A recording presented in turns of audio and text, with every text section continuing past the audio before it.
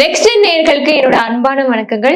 இன்னைக்கு நம்ம குரு பயிற்சி குறித்து தான் பார்க்க போறோம். அதை நம்ம கூட ஷேர் பண்ணிக்கிறதுக்காக சுபம் ஸ்ரீ டாக்டர் விஜயகுமார் அவர்கள் இணைஞ்சிருக்காங்க. வாங்க நிகழ்ச்சிக்குள்ள போகலாம். வணக்கம் சார். வணக்கம் மேடம். எப்படி சார் இருக்கீங்க? அருமையா இருக்கேன். ஓகே சார், இன்னைக்கு நம்ம குரு பயிற்சி பத்தி பேச போறோம். எதுக்கு சார் இது இவ்வளவு ஸ்பெஷலா பாக்குறாங்க? குரு பயிற்சி வரப்போகுதுன்னு முதல்ல குரு அருளால் பல வாழ்க்கையில் திருவருள் வரும். Okay sir.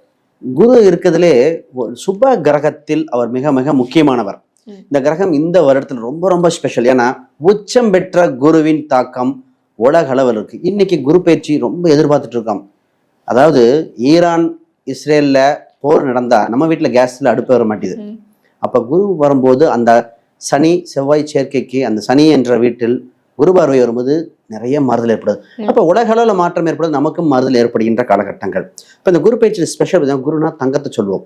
இந்த குரு உச்சம் பெற்று அக்டோபர் 30 வரைக்கும் முழு சுபராக முழு பலனா நிற்கிறார்.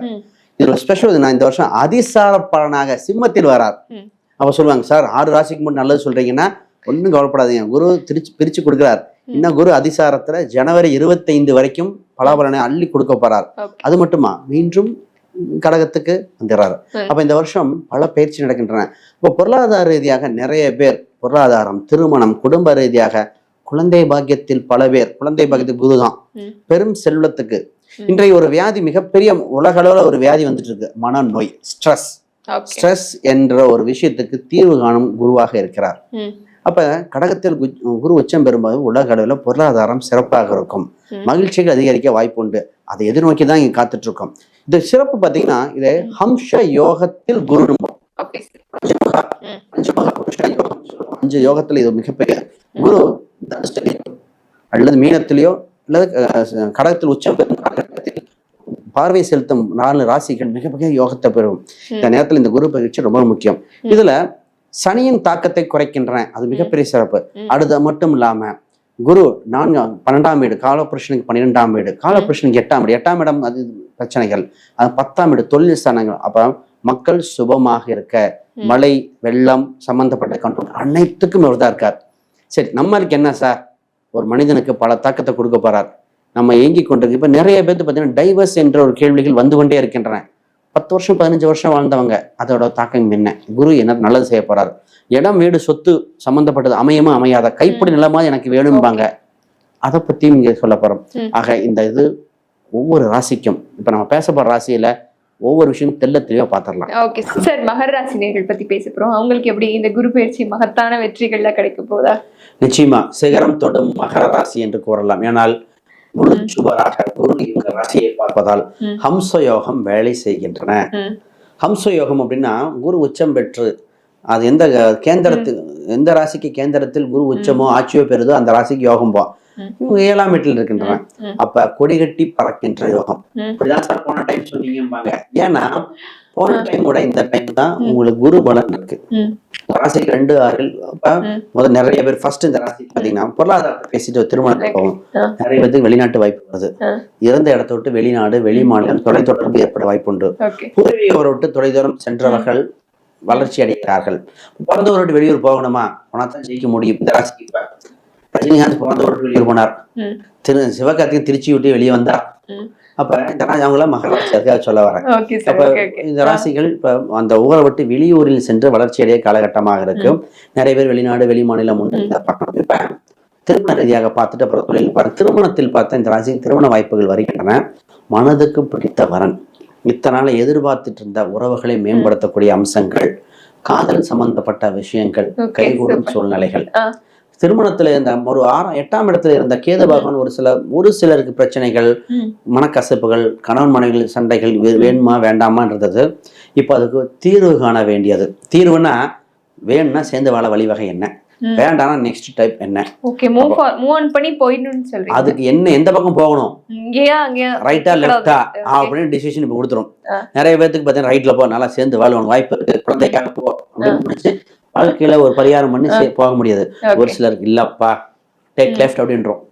அப்ப அந்த முடிவு எடுக்கக்கூடிய இறைவன் கொடுக்குறான். இப்ப புதுசாக கல்யாணம் பாக்குறவங்க தெரிஞ்சுக்கணும், திருமண பொருத்தம் நட்சத்திர பொருத்தம் மட்டும் பாக்குறீங்க, அது 10வது 10 பொருத்தம் 10வது பொருத்தம். ஏன்னா 10ல இந்த காலகட்டத்துல, ஏன்னா 6ஆம் இடம் அதிகமாக எல்லாரும் வேலைக்கு போன ஆசைப்படுறாங்க. 6ஆம் இடத்தை வலுப்படுத்தும் போது 7ஆம் இடம் வீக் ஆகுது. அப்ப 4ஆம் இடமும் 12ஆம் இடமும் பார்க்கணும். ஒரு கணவன் மனைவி வீட்டுக்கு வரும்போது என்பது வசியம் இருக்கணும். 12ஆம் இடம் தாம்பத்திய ரீதியான வசியங்கள் இல்லாமல் திருமண வாழ்க்கை நிலைத்திருப்பதில்லை. 4ஆம் இடம் சரியில்லை, திருமணமே இல்லை. ஏன்னா ஒருத்தன் வேலைக்கு 4ஆம் இடம் தான் சுகஸ்தானம், ஹெல்த் முக்கியம் ஆண் பெண்ணுக்கு. 4ஆம் இடம் படிப்பு இல்லாதவனுக்கு திருமண வாழ்க்கை அவ்வளவு சிறப்பாக அவ்வளோ இல்லை இந்த காலகட்டத்துல. ஒரு சிலருக்கு 4ஆம் இடம் தான் இடம், வீடு, சொத்து, ஸ்டேட்டஸ், இதெல்லாம் 4ஆம் இடம். அப்ப நிறைய பேத்துக்கு இதனாலேயே தலைவட்டு நிக்குது. அப்ப 4ஆம் இடத்தை வலுப்படுத்தினாலே திருமண யோகம் இருக்கின்றன.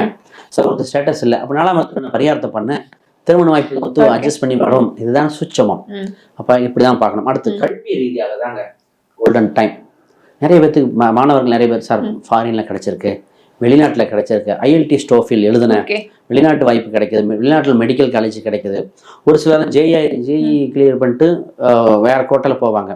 அப்போ நிறைய மாணவர்கள் என்ன படிக்கலாம், எது படிக்கலாம், எங்கே படித்தா நல்லா இருக்கும், உள்நாடா வெளிநாடா சம்மந்தப்பட்டது, இன்ஜினியரிங்கா கவர்மெண்ட்டில், அது ஆர்ட்ஸ் அண்ட் சயின்ஸா இல்லை மெடிக்கலா, இந்த மாதிரி சரியாக சூஸ் பண்ணிட்டு லைஃப் செட்டில். ஓகே, இந்த டைம் யோசிச்சு சூஸ் பண்ணணும். எடுத்தோட சூஸ் பண்ணிர கூடாது. ஜாதகம் என்ன சொல்லுதோ அவங்க ஜாதகத்துக்கு தகுந்த மாதிரி. ஏன்னா நிறைய பேர் பாத்தீங்கன்னா படிச்சதுக்கும் வேலைக்கு போறதும் வேற சம்பந்தம் இருக்கு. ஏன்னா நிறைய பேர் பாத்தீங்கன்னா படிப்பாங்க ஆனா போக மாட்டாங்க. Okay sir. சைபல்லவி கூட தான் பாருங்க மெடிக்கல் படிச்சாங்க ஆனா மெடிக்கல் இல்ல ஆக்டரா தான் இருக்காங்க. அவங்க ஜாதகம் அந்த மாதிரி சொல்லியிருக்கு. அப்ப அது அவ்வளவு செலவு பண்ண தேவையில்லையே. கண்டிப்பா. அப்ப அவங்க ஜாதக ரீதியாக எது வலுவாக இருக்கோ, எது தொழில் பண்ணுவாங்களோ அதை ஒட்டி படித்து விட்டால் அனுபவம் இருக்கும், வேற செலவும் குறைக்கலாம். ஒரு சிலர் இருக்கலாம் கவர்மெண்ட் எக்ஸாம். இப்ப கவர்மெண்ட் எக்ஸாம் கிடைக்க வாய்ப்புகள் இந்த ராசிக்கு உண்டுங்க. ஒன்னும் வெளிநாட்டு வேலை இல்ல கவர்மெண்ட் வேலை. சென்ட்ரல் கவர்மெண்ட் வேலைக்கு அதிக வாய்ப்பு இந்த ராசிக்கு இருக்கு. அதுக்குண்டான காம்படேட்டிவ் எக்ஸாம் ப்ரிப்பரேஷன் பண்ண வேண்டியது. இந்த ராசி ஜாப்ல சேஃப் ஆக வேண்டிய காலகட்டம். ஏன்னா சொகுசா இருக்கு, சேஃபா இருக்குன்னு ராசியை இருக்கக்கூடாது.